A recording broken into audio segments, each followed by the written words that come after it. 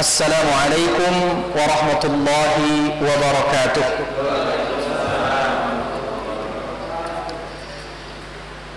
Alhamdulillahi rabbil alamin. Alhamdulillahi alladhi arsala rasulahu bil huda wa dinil haqq liyudhhirahu 'ala ad-din kullihi wa kafa billahi shahida. Ashhadu an la ilaha illallah wahdahu la sharika lah wa ashhadu anna Muhammadan 'abduhu wa rasuluhu la nabiyya ba'dah. Allahumma salli wa sallim wa barik ala nabiyyina Muhammad wa ala alihi wa sahbihi wa sallim tasliman katsira. Faqad qala Allah ta'ala fi kitabihil karim wa huwa asdaqul qailin. A'udzu billahi minasy syaithanir rajim.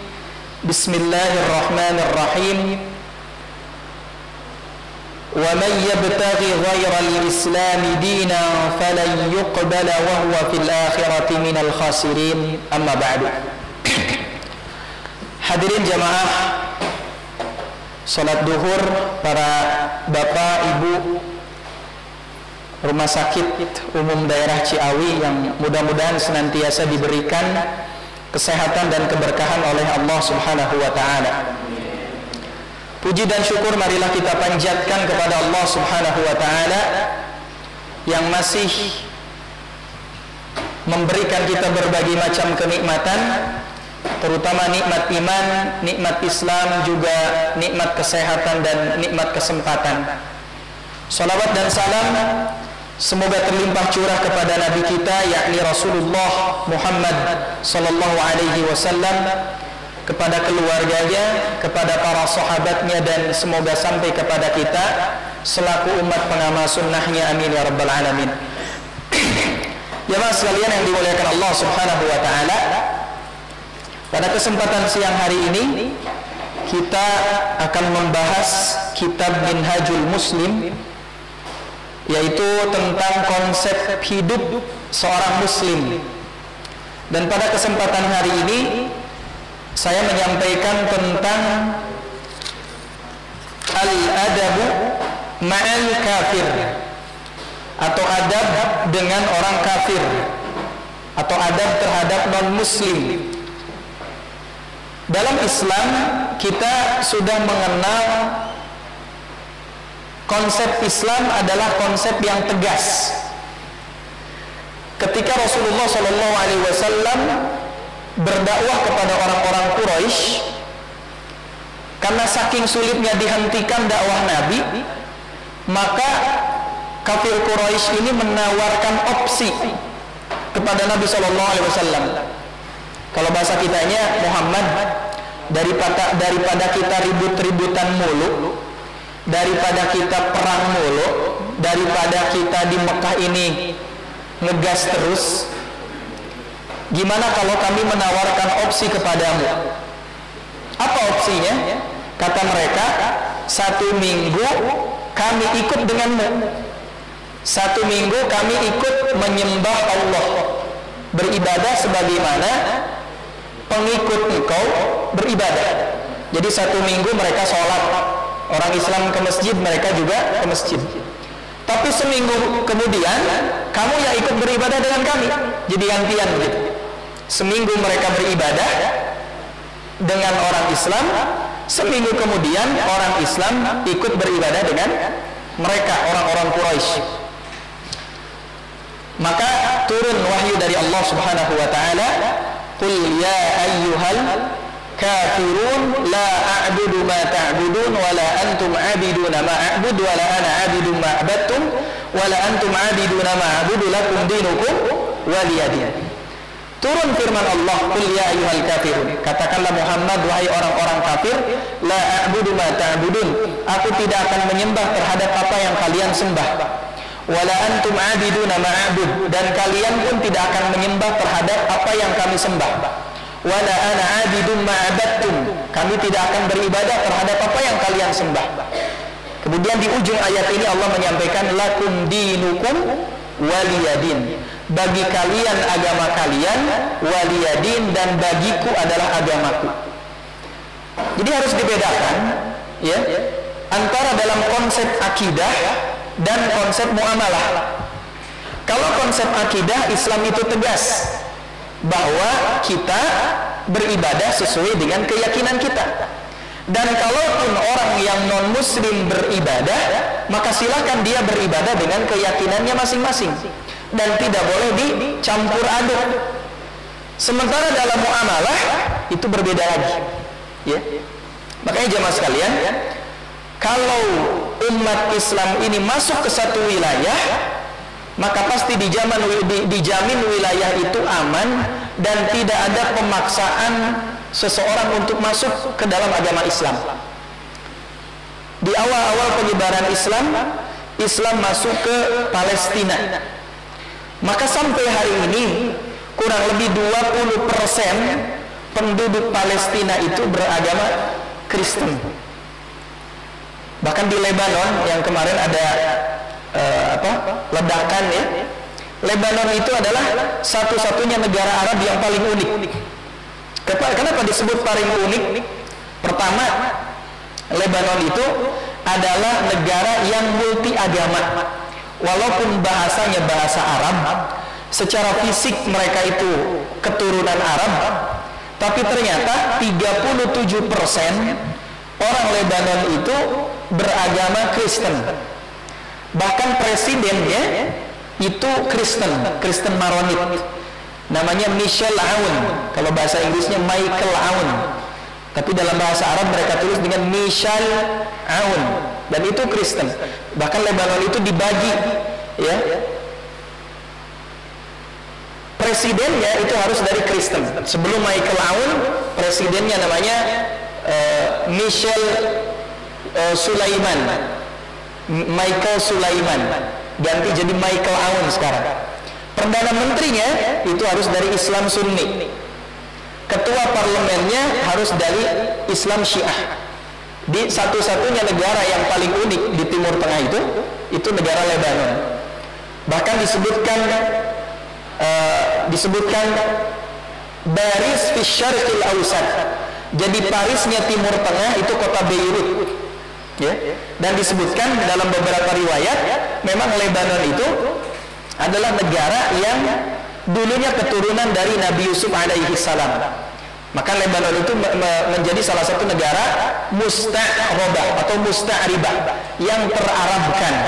Jadi di zaman dulu, di zaman Khalifah Umar bin Khattab, Lebanon itu bukan Arab. Bahasanya pun bahasa Aram, ya.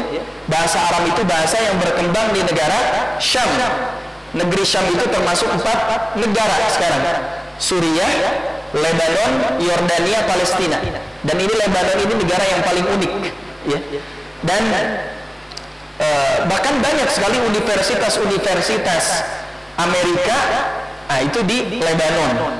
Ya, jadi Lebanon ini negara yang paling unik, yang paling multi etnis. Ya. Kalau kebetulan kita dapat rezeki, kemudian ada wisata ke Lebanon, hati-hati.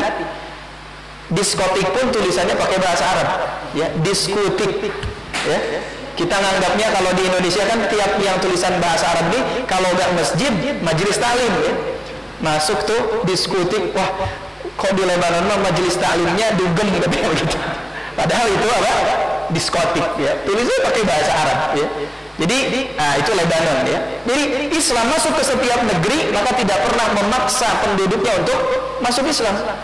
Sampai di India itu ada namanya kerajaan Mughal, ya. Kerajaan Mughal yang ada Taj Mahal. Sampai sekarang mayoritas orang India tidak beragama Islam.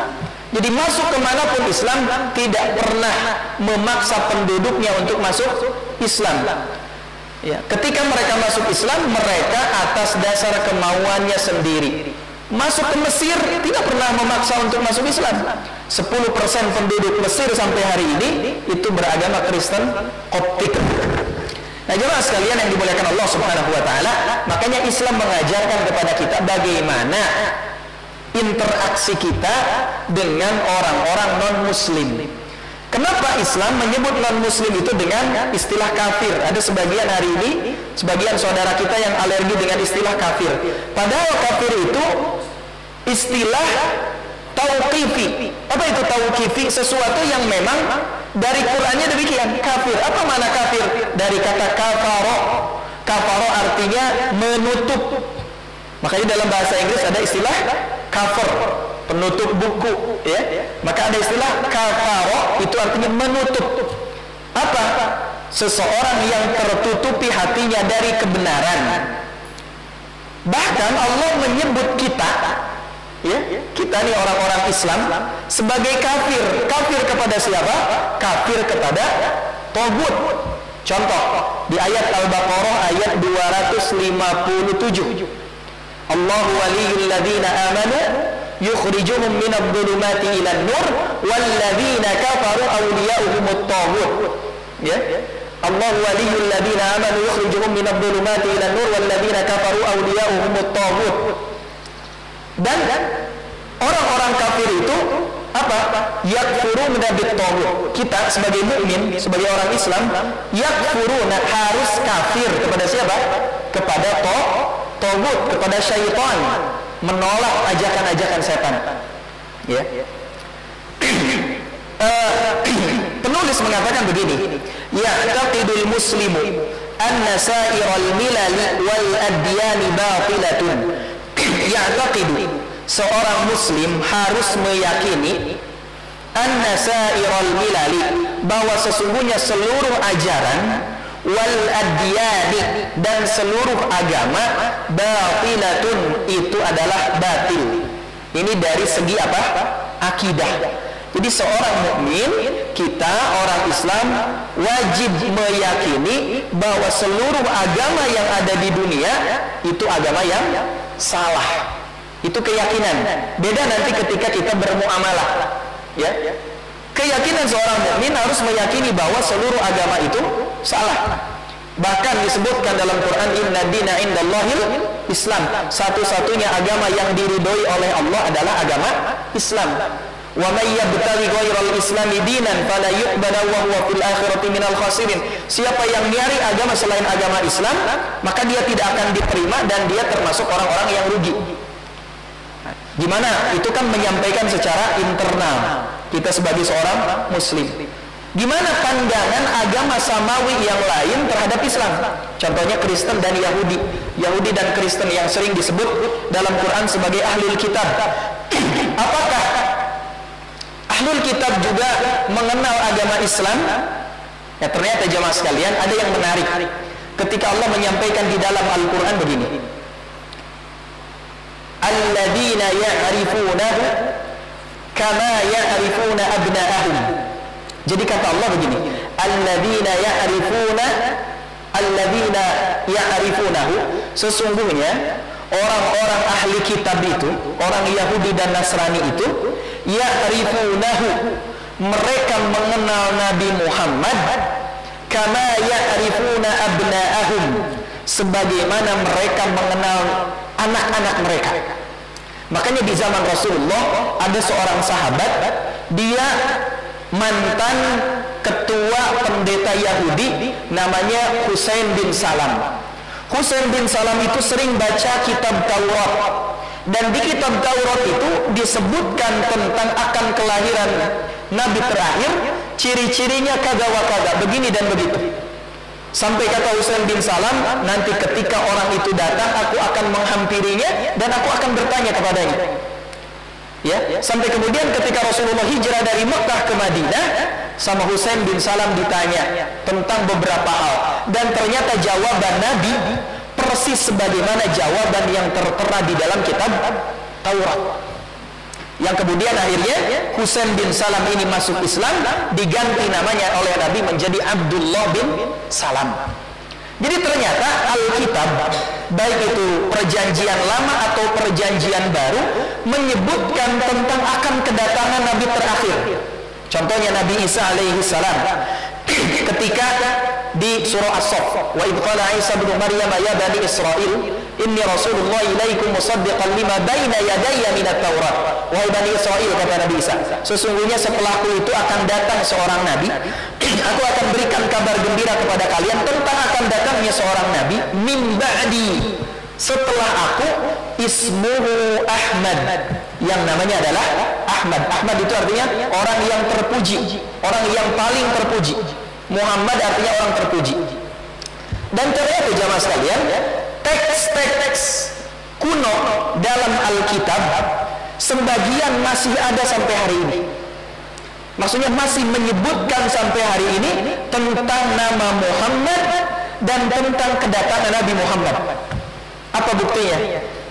Beberapa hari yang lalu saya coba dengar beberapa ceramah para mu'allaf, ya, dan ada salah seorang mu'allaf yang menarik ketika menyampaikan isi Alkitab, perjanjian baru dan perjanjian lama dalam versi aslinya, dalam bahasa aslinya.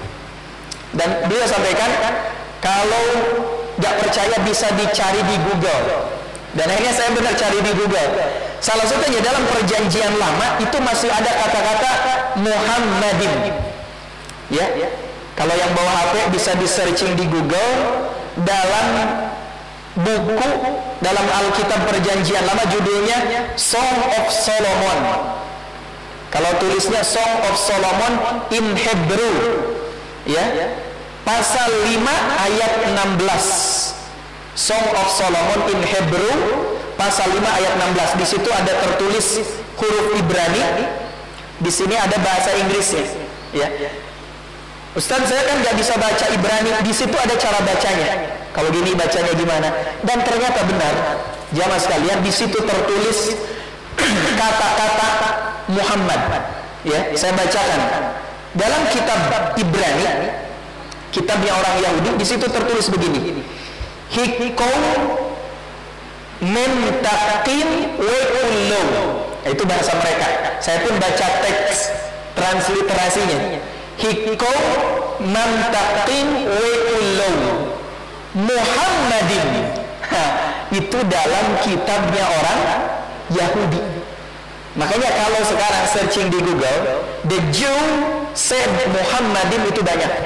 Walaupun kata Muhammadin itu dalam terjemahan bahasa Inggris dalam Song of Solomon itu diterjemahkan dengan lovely, ya. Padahal ternyata kata Muhammadin itu artinya bukan lovely. Gimana caranya? Kita pindah, kalau pakai Google Translate, klik ya yang ada kata Muhammadinnya itu, pindahkan ke sana, ya, pindahkan Ibraninya di kiri, bahasa Inggrisnya di kanan, dan itu terjemahannya bukan lovely, tapi terjemahannya tetap Muhammadin, ya, Muhammadin. Jadi ada kalimat Muhammadin itu masih tersimpan sampai hari ini di kitabnya orang Yahudi. Kata mereka, hikomen takim wekullo Muhammadin. Itu jelas kalimatnya Muhammadin. Makanya Al-Quran menyampaikan, alladzina atainahumul kitaba ya'rifunahu kama ya'rifuna abna'ahum. Mereka mengenal Nabi Muhammad itu sebagaimana mengenal nabi-nabi mereka.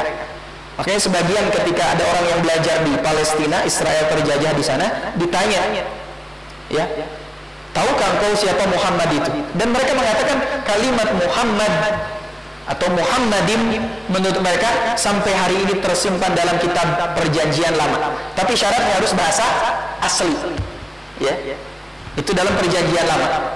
Terus pertanyaan yang berikutnya, apakah dalam perjanjian baru, kitab Injil, Bible, itu disebut nama Nabi Muhammad? Memang tidak dijelaskan. Tapi dijelaskan salah satunya dalam kitab Bible itu, Nabi baru itu akan menerima wahyu. Apa wahyu yang diterimanya? Ya. Kalau bapak-bapak, ibu-ibu diklik, cari di, sekarang kan gampang, cari aja Google gitu kan.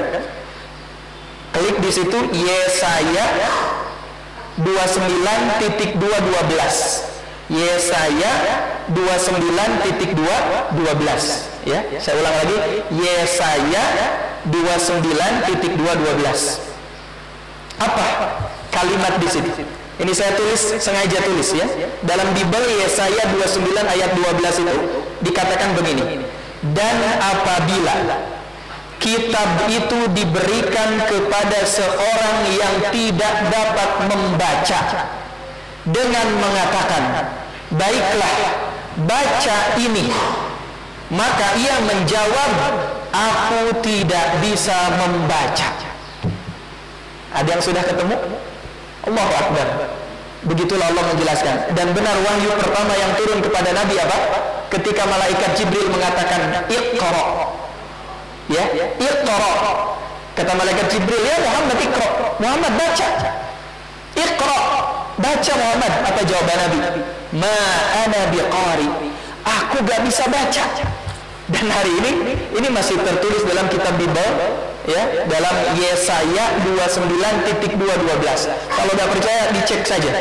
Dan apabila kitab itu diberikan kepada seseorang yang tidak dapat membaca dengan mengatakan, baiklah baca ini, itu kan perintah. Jadi katanya dalam bahasa aslinya, dalam bahasa Ibrani dikatakan Iqra itu likhra, likhra. Maka orang ini mengatakan ma ana biqari dalam bahasa Arab, aku tidak bisa membaca. Ada baca? Benar ya? Ayatnya benar. Ya. Dan itulah wahyu pertama yang diturunkan kepada Nabi. Makanya Al-Qur'an itu laqad sadaqallahu fil Qur'an. Sungguh Allah benar di dalam Al-Qur'an ketika mengatakan alladzina atainahumul kitab. Sesungguhnya orang-orang yang telah diberikan Alkitab itu ya'rifunahu, mereka mengenal Nabi Muhammad kama ya'rifuna abna'ahum, sebagaimana mereka mengenal nabi-nabi anak-anak mereka. Jadi Al-Quran gak bohong. Kalau kita bicara dari perspektif Quran, iya benar gitu ya. Tapi kalau kita lihat dari kitab-kitab samawi yang lainnya, itu juga dijelaskan tentang akan kedatangan Nabi Muhammad sallallahu alaihi wasallam. Nah jemaah sekalian yang dimuliakan Allah Subhanahu wa taala, nah tentu terlepas dari itu semua, kita sebagai seorang mukmin ada adab-adab, ada etika yang harus dijalankan dengan seorang non-muslim, ya. Dalam Islam memang tidak semua orang kufar itu, orang non-muslim itu disamakan. Bahkan para ulama membaginya menjadi 4 kelompok. Membaginya menjadi 4 kelompok. Satu, ada yang namanya kafir al-musta'min, orang kafir yang minta perlindungan keamanan kepada orang Islam, dan dia tidak boleh diperangi, ya, tidak boleh diperangi, namanya musta'min. Sebagaimana dulu di zaman Rasulullah SAW ada seorang kabilah namanya Bani Bakar, dia meminta perlindungan kepada Nabi Muhammad Sallallahu Alaihi Wasallam dan Nabi lindungi. Ini namanya kafir musta'min. Yang kedua ada disebut dengan kafir al-mu'ahid, kafir yang memiliki ikatan perjanjian damai. Ya, al-mu'ahid. Kalau dulu Nabi perjanjian Hudaibiyah membuat perjanjian damai dengan orang-orang Quraisy selama 10 tahun. Damai itu, ya. Kalau sekarang mungkin mu'ahid itu konteksnya bisa ketika satu negara punya hubungan diplomatik dengan negara lain. Indonesia punya hubungan diplomatik dengan Jepang, Indonesia punya hubungan diplomatik dengan Amerika. Walaupun mereka bukan muslim, tapi tidak boleh untuk diperangi. 3, ada namanya ahlud dhimmah, yang non muslim dan dia bertetangga dengan kita, boleh jadi dekat rumahnya dengan kita, ya, boleh jadi satu kantor dengan kita, boleh jadi satu lembaga dengan kita. Ini disebut dengan ahlud dhimmah, tidak boleh diganggu. Kata Nabi, man adza dhimmiyan faqad adani, siapa yang mengganggu ahlud dhimmah, ya, yang non muslim dan dia sama-sama dengan kita, maka faqad adani, kata Nabi, dia menggangguku. Yang keempat, baru ada yang namanya al-muharib. Siapa muharib? Orang yang memerangi, nyata-nyata memerangi umat Islam. Dari 4 kelompok itu, 3 tidak boleh diperangi. 1 boleh kita memerangi mereka karena mereka memerangi kita, gitu ya. Jadi salah kalau dibilang orang Islam atau umat Islam itu tidak toleran. Dari 4 kelompok non-muslim, 3 kita berdamai dengan mereka, bahkan tidak boleh diganggu. 1-nya boleh diperangi karena mereka memerangi kita. Nah jemaah sekalian yang dimuliakan Allah Subhanahu wa taala, apa adab-adab kita terhadap mereka? Ya, 1, adamu iqrarihi 'alal kufr. 1, tentu kita tidak boleh mengakui kebenaran agama mereka. Ya, wa adamu ridho bihi, tidak boleh ridho terhadap ajarannya, karena ridho terhadap kekufuran bisa jadi terjatuh pada kufur. Itu yang pertama.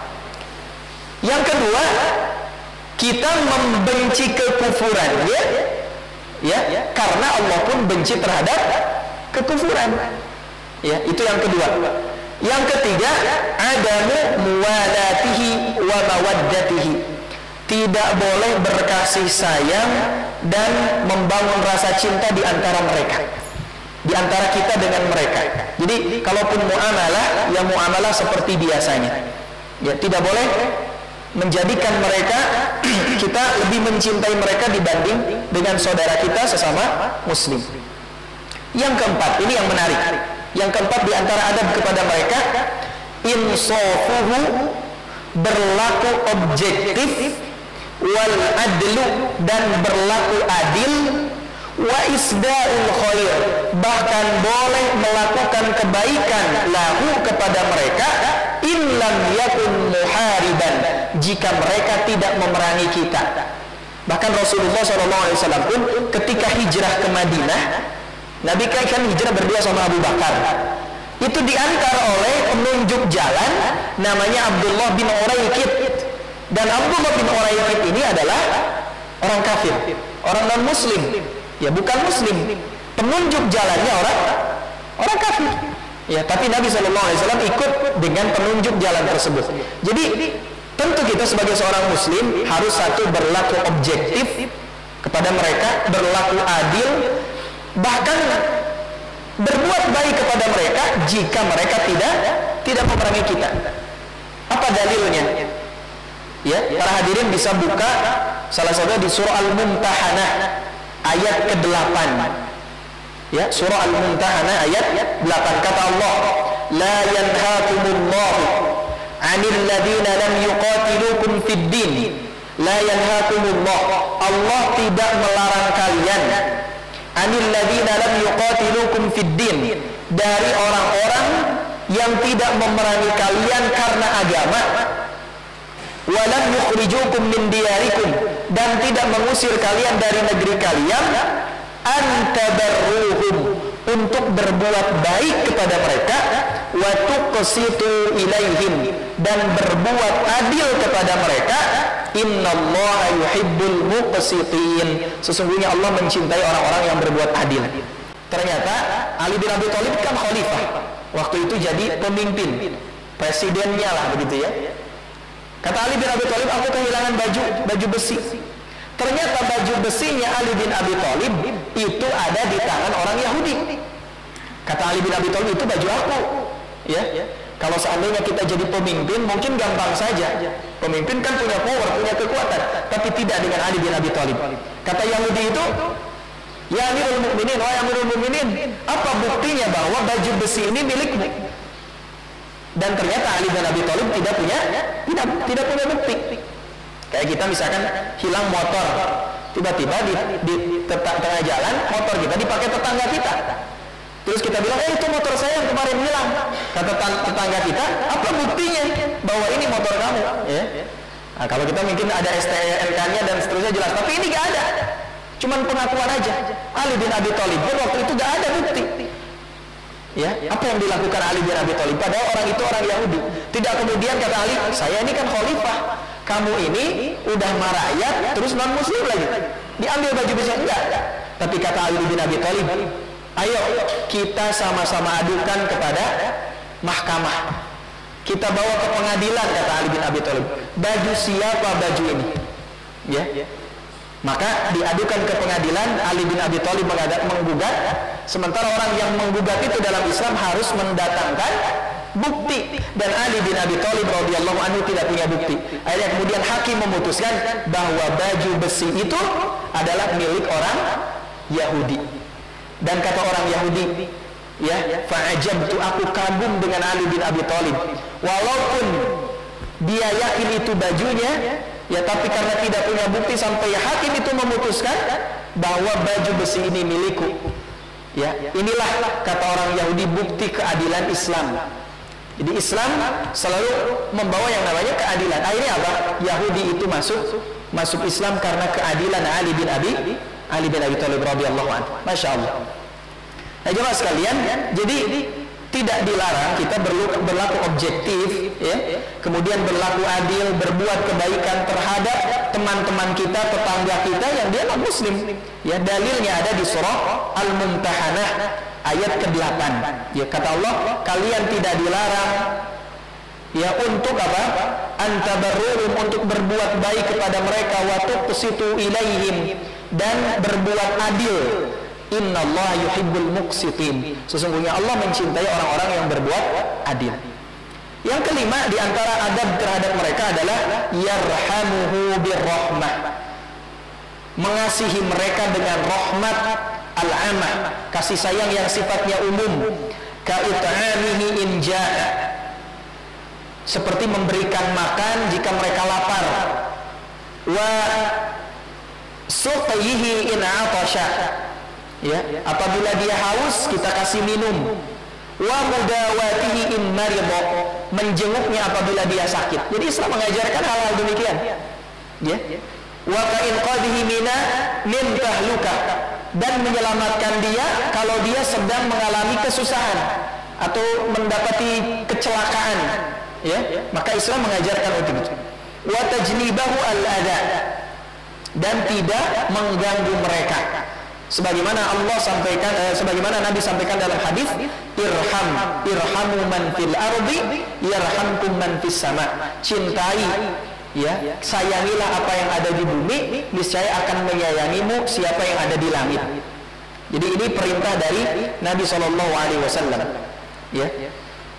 Yang keenam, hal yang merupakan adab terhadap mereka, adamu, ya, tidak mengganggu mereka baik dalam hartanya, darahnya, kehormatannya. Jadi tidak boleh mengganggu mereka darahnya, hartanya, kehormatannya selama mereka tidak memerangi kaum muslimin.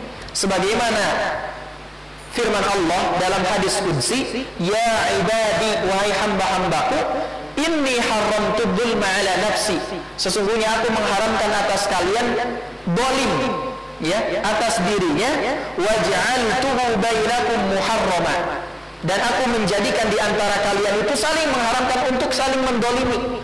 Tidak dilihat keyakinannya dia muslim atau bukan, enggak. Pokoknya setiap manusia, setiap makhluk Allah tidak boleh saling melakukan kezaliman. Fala tadzalamu, maka janganlah kalian saling mendolimi. Bahkan kata Nabi, man adza diniyan fa ana khasmuhu yaumal qiyamah. Siapa yang mengganggu ahlu dhimmah, ya, orang non muslim yang itu tetangga kita, hidup bareng-bareng bersama kita, maka kata Nabi, fa ana khasmuhu yaumal qiyamah, aku akan berpaling darinya dari hari kiamat. Ya. Yang berikutnya, yang ketujuh, jawazul ihda'i ilaihi, boleh memberikan hadiah kepada mereka. Boleh, kita punya tetangga non muslim, sesekali boleh dikasih hadiah. Kita misalkan habis jalan dari luar kota bawa oleh-oleh banyak, maka dikasih hadiah, boleh. Ya. Wa qabulu hadiyatihi, dan kalaupun dia ngasih hadiah, boleh kita menerimanya. Ya. Dan ini yang diajarkan oleh Islam. Jadi boleh saling berbagi hadiah. Bahkan disebutkan tahadu, salinglah berbagi hadiah, niscaya kalian akan saling mencintai. Yang kedelapan, jemaah sekalian, adamu inkahi al-mu'minah, tidak boleh menikahkan perempuan yang mukminah dengan mereka. Jadi perempuan yang mukminah, ya, tidak boleh menikah dengan seorang suami yang dia bukan muslim. Nah, ini kita sudah tahu. Yang ke-9, la yabda'uhu bis-salam, tidak memulainya dengan mengucapkan salam. Wa in salima alaihi radda alaihi biqaul wa alaikum. Tapi kalau mereka mengucapin salam, maka boleh cukup dengan menjawabnya wa alaikum, ya, wa alaikum. Nah, kemudian yang terakhir di antara adab terhadap mereka, mukhalifatuhu wa adamu tashabbuhi bima laisa bidaruriyyin, ya, menyelisihi mereka dalam hal-hal yang sifatnya menjatuhkan kita pada tasyabbuh. Tasyabbuh itu menyerupai mereka terutama dalam hal beribadah. Contoh, ya, mereka beribadah itu misalkan menggunakan media visualisasi. Yang namanya Tuhannya mereka biasanya divisualisasikan dalam bentuk-bentuk tertentu. Nah, Islam tidak membolehkan hal-hal yang demikian. Bahkan Nabi menganjurkan khalifu al-musyrikin, ya, selisihilah orang-orang musyrik, khaliful yahud, selisihilah orang-orang Yahudi dalam penampilan dan lain sebagainya, ya. Dan kita sebagai seorang muslim tentunya harus fakhurun, harus bangga, percaya diri dengan identitas kita sebagai seorang muslim, ya. Nah, ini diantara adab-adab yang diajarkan Islam dalam berinteraksi dengan teman-teman kita, tetangga kita, atau saudara-saudara kita yang dia non-muslim. Jadi Islam mengajarkan secara lengkap, termasuk bagaimana kita berinteraksi dengan mereka. Mudah-mudahan ini bisa bermanfaat buat kita semua. Hadanallahu wa iyyakum ajmain. Sebelum ditutup, kalau ada pertanyaan, ada, silakan Pak. Ada beberapa pertanyaan, Pak. Waalaikumsalam warahmatullahi wabarakatuh. Pertama, dikatakan ada agama Samawi, ya kan? Apa itu agama Samawi? Kenapa dikatakan seperti itu? Terus Nabi Ibrahim itu bapaknya para nabi. Kalau ke sini kan kita ada banyak nabi, tapi yang berbeda agama. Iya. Dan yang ketiga itu bahwa memang agama itu dikatakan agama setan. Kenapa ada agama yang namanya agama Ahlul Kitab, tapi kenapa ada Majusi dan satu lagi itu agama api ya Majusi? Nah, itu beda-beda seperti itu. Baik. Terima kasih. Waalaikumsalam warahmatullahi wabarakatuh. Baik. Nama agama Samawi ini dari kata as-sama. Apa makna sama? Sama itu langit. Jadi Samawi itu bermakna agama yang turun dari langit, agama yang turun dari Allah Subhanahu wa ta'ala. Kalau ada agama langit berarti ada agama bumi, ya. Makanya dalam istilah sejarah Islam terutama, ada agama Samawi, ada agama Arbi. Apa agama Samawi? Agama yang turun dari Allah dan biasanya punya kitab suci. Makanya sekarang agama Samawi itu ada satu Yahudi, dua Nasrani, ya, Nasrani. Kenapa? Karena mereka dulunya adalah agama yang diturunkan oleh Allah. Apakah namanya Yahudi? Bukan. Yahudi itu dulu Islamnya Islam di zaman Nabi Musa alaihissalam. Jadi seluruh agama yang ada sekarang dihapuskan oleh Allah kecuali satu-satunya yang diterima, yaitu agama Islam. Adapun agama seperti Yahudi, kemudian Nasrani, yang itu disebut sebagai agama Samawi. Kenapa disebut Samawi? Karena dulunya mereka punya kitab suci. Cuman kitab suci mereka banyak dipalsukan oleh para tokoh-tokoh agama mereka. Makanya disebutkan dalam Al-Quran, fawailul lilladzina yaktubuna al-kitaba biaydihim, maka celaka buat orang-orang yang menulis Alkitab dengan tangan mereka, tsumma yaquluna hadza min indillah, kemudian mereka mengatakan ini adalah dari Allah, ya. Makanya kadang versi-versi mereka antara tahun sekian dengan tahun sekian itu berbeda, ya. Kenapa? Karena tiap dekade itu ada saja distorsi, ya, ada saja revisi, ya, antara tahun 20-an dengan tahun 60-an dengan tahun 90-an itu beda, ya, karena ada revisi menurut mereka. Kalau nggak salah ya, di antara mereka itu ada istilah dalam sekte tertentu, ada istilah kaum terurap. Kaum terurap itu yaitu mereka yang boleh merevisi kitab suci. Nah, makanya oleh Allah disampaikan mereka itu merevisi kitab suci mereka. Ya, nah, itu disebut dengan agama Samawi, termasuk Yahudi. Ya, jadi agama Samawi itu adalah agama yang punya kitab suci yang langsung turun dari Allah Subhanahu Wa Taala melalui para nabi. Yahudi misalkan dari Nabi Musa alaihissalam, dulu namanya Islam. Nasrani melalui Nabi Isa alaihissalam. Ya, cuman setelah muncul Rasulullah, lahir Rasulullah, maka semua agama Samawi itu dihapuskan oleh Allah, tidak diakui, ya. Yang diakui inna dina indallahil Islam, melebur kepada Islam. Jadi agama Islam, ya. Jadi kalau sebelum Nabi Muhammad, ya mereka diakui. Tapi setelah muncul Nabi Muhammad, maka mereka semua tidak diakui karena satu-satunya agama itu agama Islam. Nah, yang kedua ada agama Arabi, agama yang lahir dari budaya, ya. Misalkan ada Hindu, gitu ya. Mereka kenapa disebut Hindu? Karena lahir di negara yang disebut dengan Hindustan. Hindustan itu di India, ya. Makanya muncul agama Hindu, ya. Makanya yang saya tahu antara Hindu India dengan Hindu teman-teman Hindu di Bali itu beda, ya. Ada semacam percampuran adat. Makanya orang India ketika diminta coba ibadahnya di pura di Bali, mereka gak mau karena Hindu Bali dengan Hindu India itu berbeda, ya. Nah, itu disebut dengan agama Arabi, agama yang lahir dari percampuran budaya, ya. Agama Samawi artinya agama yang turun dari Allah. Nah, bagaimana dengan Nabi Ibrahim? Nabi Ibrahim itu disebut dengan Abul Anbiya. Kalau orang lain mengatakan Nabi Ibrahim itu bapak 3 agama, padahal Nabi Ibrahim tidak pernah membuat agama, ya. Waqalat disebutkan Ibrahim Yahudiyan, maka kata Allah, maka Ibrahim Yahudiyan wala Nasraniyan, walakin kana hanifan musliman wa ma kana minal musyrikin. Tidaklah Nabi Ibrahim itu seorang Yahudi, karena nama Yahudi sendiri ini bukan nama agama, tapi nama salah satu daripada keturunan Nabi Yakub alaihissalam. Nabi Yakub itu punya 12 anak, ya. Salah satu nama anak Nabi Yakub adalah Yehuda, ya. Seluruh anak cucu keturunan Yehuda, bahkan yang kemudian akhirnya 12 anak cucu keturunan Nabi Yakub itu disebut dengan bangsa Yahudi, ya. Jadi anak Yahudi ini bukan nama agama, tapi nama orang yang kemudian hari ini dijadikan identitas agama. Atau Nasrani, istilah agama, ya, agama Nasrani dalam Al-Quran. Nasrani itu dari kalimat apa?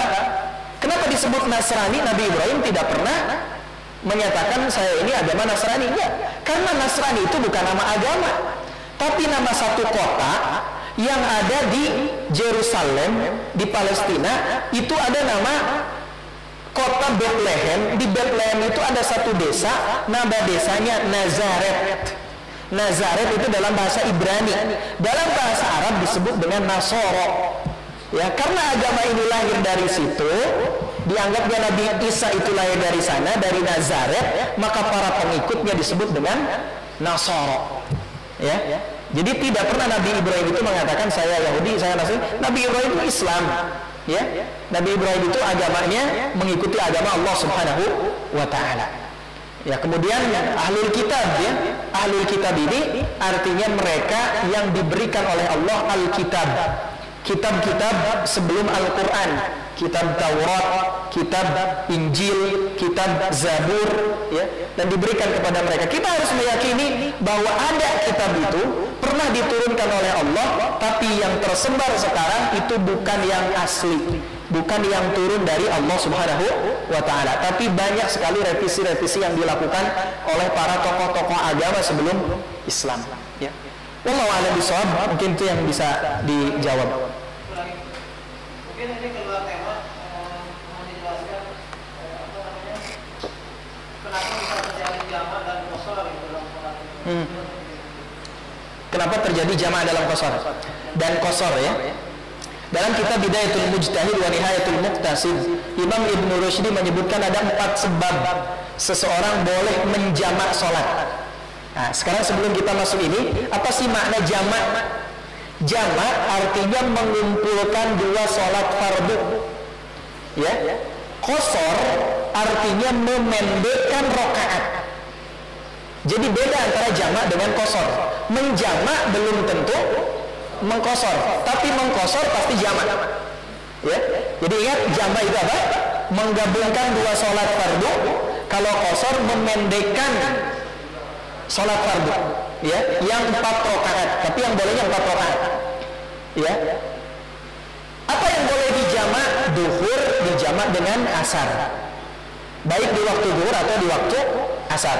Maghrib dengan isya, baik di waktu maghrib atau di waktu isya, ya. Tidak boleh asar dengan maghrib, gak boleh, Ya, nah itu jamak. Apa yang menyebabkan jamak? Kata Imam Ibnu Rushdi ada 4. Ada 4. Satu, kata beliau, karena safar, melakukan perjalanan. Orang yang melakukan perjalanan boleh melakukan jamak sekaligus qashar.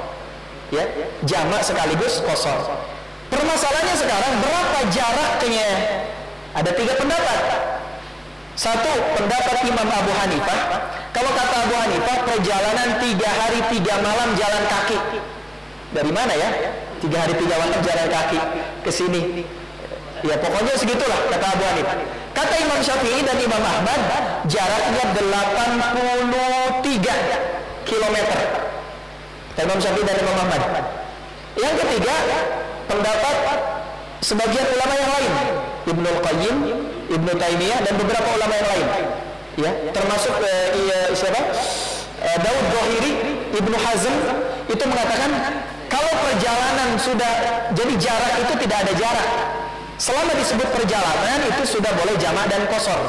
Misalkan dari Bogor ke Cianjur. Nah di Cianjur itu walaupun kurang dari 83 kilo, kata Ibnu Hazm itu sudah boleh jamak qashar. Beda kampung sudah boleh jamak qashar. Tapi kampung di sini bukan kampung ini Ciawi terus ke Tajur ya, mau jamak qashar ini bukan, tapi kampung itu kota maksudnya ya. Jadi Bogor, Cianjur itu boleh jamak. Dan sebagian ulama ada yang menguatkan pendapat yang ketiga bahwa jamak qashar itu boleh kalau orang perjalanan boleh selama dia keluar seperti ke Jakarta ya, ke Sukabumi, kita tinggalnya di Bogor, itu sudah boleh jamak qashar. Itu yang pertama. Yang membolehkan jamak qashar, satu apa? Safar, perjalanan. 2, yang membolehkan jamak itu dalam keadaan sakit. Jadi kalau orang sakit boleh dijamak tapi tidak diqashar. Ya, misalkan 4 rakaat, duhurnya 4 rakaat, asarnya 4 rakaat tetap. Tidak jadi duhur 2, asar 2 enggak, tapi tetap 4. Orang sakit boleh. Yang ketiga, dalam kitab Bidayatul Mujtahid, kalau terjadi hujan yang lebat, ya, bukan hujan miripis ya. Kalau hujannya rintik-rintik, aduh, kayaknya mau jamaah aja deh sholatnya. Hujan lebat, hujan angin, badai, itu boleh dijamak. Kenapa? Ya, itu dalam Bidayatul Mujtahid boleh. Nah yang ketiga, yang keberapa? Yang terakhir, yang keempat, dalam kondisi fiwak, dalam kalau bahasa kitabnya fiwaktil hadir, dalam kondisi normal. Tapi jangan dibiasakan seminggu sekali jamak ya. Misalkan kan sering ada yang suka nikahan tuh ya, ada nikah karena make upnya ini ternyata dalam kalau kita kaji kitab itu dibolehkan dalam kondisi hadir, dalam kondisi normal sesekali kita menjamak sholat kita, tapi sesekali. Misalnya seumur hidup cuma 2 kali, jangan dijadwalkan setahun sekali, dijadwalkan mau jamak qashar, enggak gitu ya. Tapi misalkan selama hidup cuma 1 kali atau 2 kali itu boleh, itu hukumnya boleh. Kenapa? Ya contohnya ketika tadi dalam pernikahan, orang nikah kan kadang di make up apa gitu ya, kan sakit enggak, terus perjalanan enggak, hujan lebat enggak, tapi karena apa? Ada kondisi tertentu. Kata Ibnu Rushdi ya, 4 hal inilah yang membolehkan seseorang menjamak dan qashar. Jadi 1 safar, lakukan perjalanan, 2 sakit, 3 hujan lebat, 4 dalam kondisi normal tapi tidak dibiasakan, sesekali saja ya, atau dalam kondisi-kondisi tertentu saja. Untuk yang safar ini nih, kalau misalkan walaupun dia lebih dari 83 kilo misalkan, tapi karena mungkin kecantikan teknologi lebih cepat Ya, baik. boleh tidak melakukan jamak, sholat biasa aja gitu. Ya, baik. Baik. Jadi dalam agama itu ada namanya rukhsah. Rukhsah itu keringanan. Ada namanya azimah. Azimah itu melakukan sebagaimana adanya. Kita dari Bogor berangkat ke Surabaya, sudah boleh jamak qashar kan jaraknya. Tapi ke Surabayanya pakai pesawat. Pesawat itu kan cuma 1 jam paling ke Surabaya. Bogor Surabaya 1 jam. Ya. Bagaimana kecanggihan teknologi? Nah, makanya ada Majma' al-Fiqh al-Alami. kumpulan ulama-ulama fikih internasional. Di situ berkumpul, mereka mengatakan Islam tidak memandang namanya sarana. Jadi yang diukur bukan sarananya. Di zaman Nabi baik pakai kuda, pakai unta, jalan kaki. Kalau jaraknya sudah 83 kilo, maka itu sudah boleh jamak. Walaupun kita ke Surabaya pakai pesawat terbang cuma 1 jam, maka ini hukumnya sudah boleh jamak, rukhsah. Kita mengambil rukhsah. Apakah boleh kita juga melakukan azimah? Azimah itu melakukan sholat, karena tadi ya kan pakai pesawat terbang ke Surabayanya. Saya mah mau di jamak, mau di kosor, gak akan jamak, gak akan kosor, tetap akan boleh. Cuman dalam kajian fikih ada istilah afdholiyah, yang lebih utama. Mana yang lebih utama? Apakah mengambil rukhsah dalam kondisi perjalanan ya? Apakah mengambil rukhsah, keringanan, atau mempertahankan azimah sebagaimana adanya? Para ulama sepakat bahwa dalam jamak qasar, kalau melakukan perjalanan yang lebih utama, ya, yang lebih utama adalah mengambil rukhsah. Kenapa? Karena Nabi SAW tidaklah Nabi melakukan perjalanan, melakukan safar, kecuali Nabi mengqasar, menjamak dan mengqasar sholatnya. Jadi sebetulnya boleh kita keluar kota melakukan sholat sebagaimana adanya, tapi yang lebih utama ya adalah mengambil keringanan dengan cara menjamak dan mengqasar sholat kita. Ya. Nah, ya sebetulnya boleh, ya. Tapi yang lebih utama adalah apa? Menjamak dan mengqasar sholat kita. Pertanyaannya lagi, berapa hari? Misalkan kita di Surabayanya 1 minggu, ya. Nah, mayoritas ulama mengatakan bahwa bolehnya jamak qasar itu dilakukan selama 4 hari berturut-turut. Kalau sudah 1 bulan itu sudah tidak disebut jamak qasar lagi, tapi itu sudah disebutnya apa? Mukim. Hendaknya sholat seperti biasa. Seperti itu. Baik, wallahu a'lam bishawab. Mungkin dicukupkan, kurang lebihnya mohon maaf. Kalau ada kesalahan semata-mata kesalahan saya pribadi, dan mudah-mudahan diampuni oleh Allah Subhanahu wa taala, dan kebenaran hakiki hanyalah milik Allah Subhanahu wa taala. Sama-sama kita sempurnakan dengan doa kafaratul majlis. Subhanakallahumma wa bihamdika asyhadu an la ilaha illa anta astaghfiruka wa atubu ilaik. Tsumma assalamu alaikum warahmatullahi wabarakatuh.